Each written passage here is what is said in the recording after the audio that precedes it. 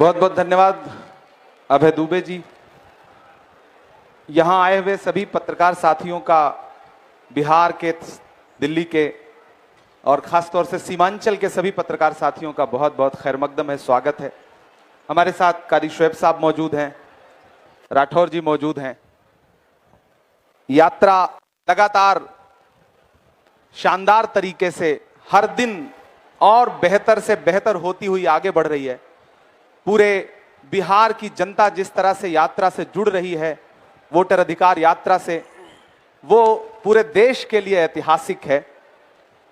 हमारे नेता राहुल गांधी जी, तेजस्वी यादव जी और बाकी गठबंधन के सभी सहयोगी लीडर्स उस यात्रा में पुरजोर तरीके से भाग ले रहे हैं।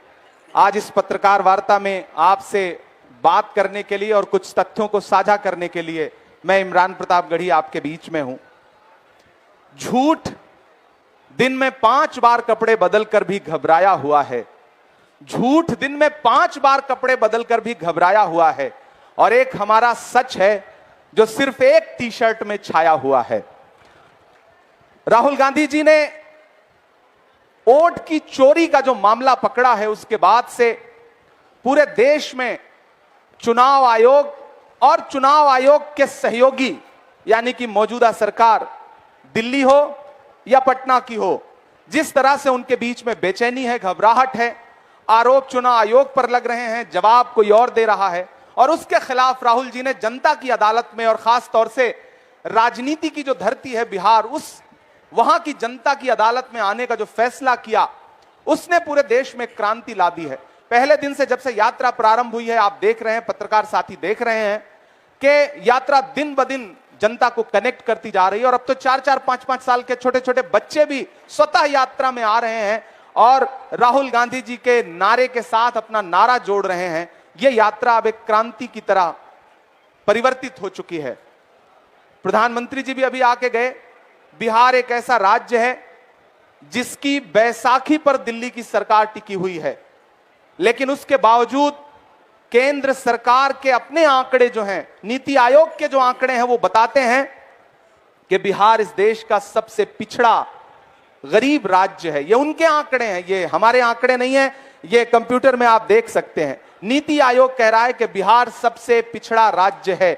और उसमें चौंकाने वाली बात यह है, चूंकि मैं सीमांचल में बैठा हूं, इसलिए मैं इन तथ्यों को आपके सामने रखना चाहता हूं कि नीति आयोग जहां यह कह रहा है कि बिहार देश का सबसे पिछड़ा राज्य है, वहीं नीति आयोग यह कह रहा है कि पूरे बिहार में सीमांचल सबसे पिछड़ा जोन है। सीमांचल के जो जिले हैं, चाहे वो अररिया हो, चाहे पूर्णिया हो, चाहे कटिहार हो, चाहे किशनगंज हो, ये सबसे पिछड़े जिले हैं। साथ साथ कोसी, सुपौल और उसके आसपास के जो जनपद हैं, वो सबसे पिछड़े जिलों में आते हैं। 2015 में आरा में प्रधानमंत्री जी का भाषण आप सारे लोगों को याद होगा कि बिहार के भाइयों बहनों 60,000 करोड़ दे दूं, 70,000 करोड़ दे दूं, 80,000 करोड़ दे दूं, लो 1 लाख करोड़ दे दिया। वो भाषण आपको याद होगा। मैंने देश की पार्लियामेंट में भी उस भाषण का उल्लेख किया था।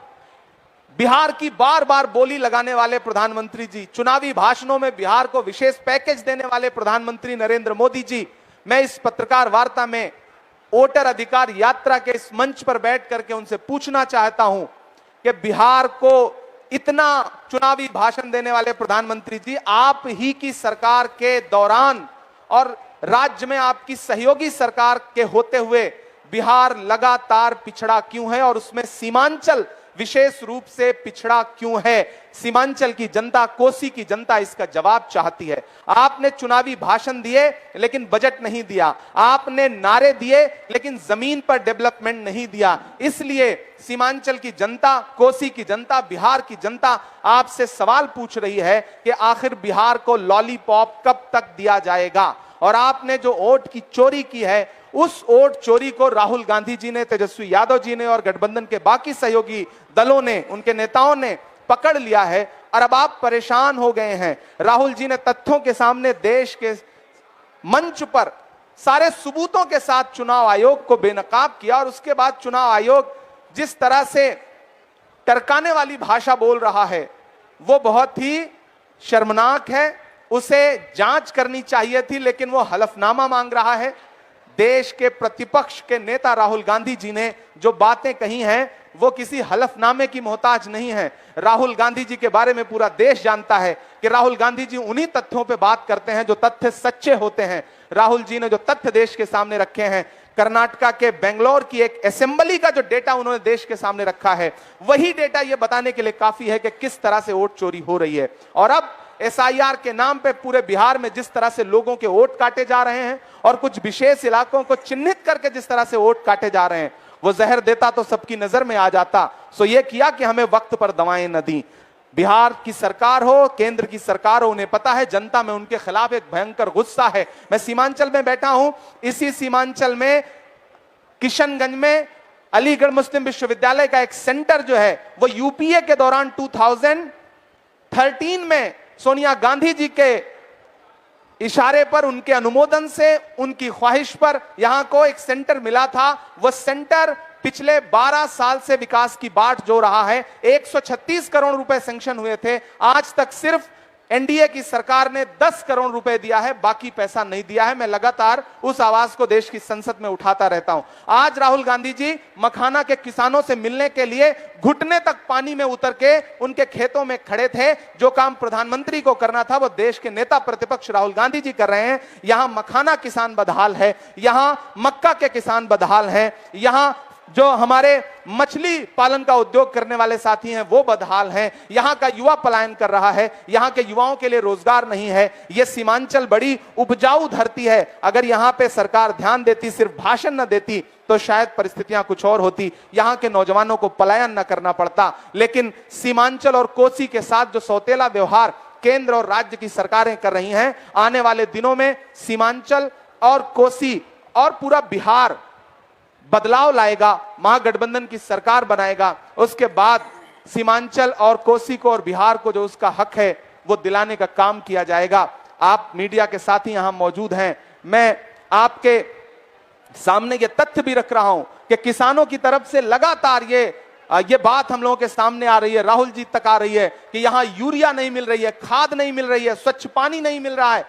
कुल मिलाकर के आप यहां का जनजीवन देखेंगे, यहां के लोगों का जीवन यापन देखेंगे, तो आप ये पाएंगे कि वो लोग जो एक तरफ उनसे कहा जा रहा है कि अपने प्रमाण पत्र लेकर के आप जाइए और अपना एसआईआर करवाइए, यानी कि गहन समीक्षा करवाइए। मैं बिहार की जनता से भी कहना चाहता हूं, यह आपके अधिकारों पर डाका डालने की अंतिम कोशिश है। अगर इसमें यह सरकार कामयाब हो गई, अगर आपके मताधिकार छीन लिए गए, अगर आपका वोटर लिस्ट से नाम काट दिया गया, तो आप किसी सरकारी सुविधा को नहीं पा सकेंगे, उससे महरूम हो जाएंगे। इसलिए मैं यहां की जनता को भी यह कहता हूं कि आप सजग रहिए, आगाह रहिए। वोट कटने का मतलब है, मतदाता सूची से नाम कटने का मतलब है सरकार का पूरी तरह आपके अधिकारों के प्रति उदासीन हो जाना। जब सरकार को यह लगता है कि हम वोट चोरी करके सरकार बना लेंगे, तो वो आपके बच्चों को रोजगार क्यों देगी? आपके गुस्से से उसे कोई मतलब ही नहीं रह जाएगा। आपको सड़कें नहीं मिलेंगी, आपको राशन नहीं मिलेगा, आपको यूरिया नहीं मिलेगी, आपको साफ पानी नहीं मिलेगा, आपके बच्चों के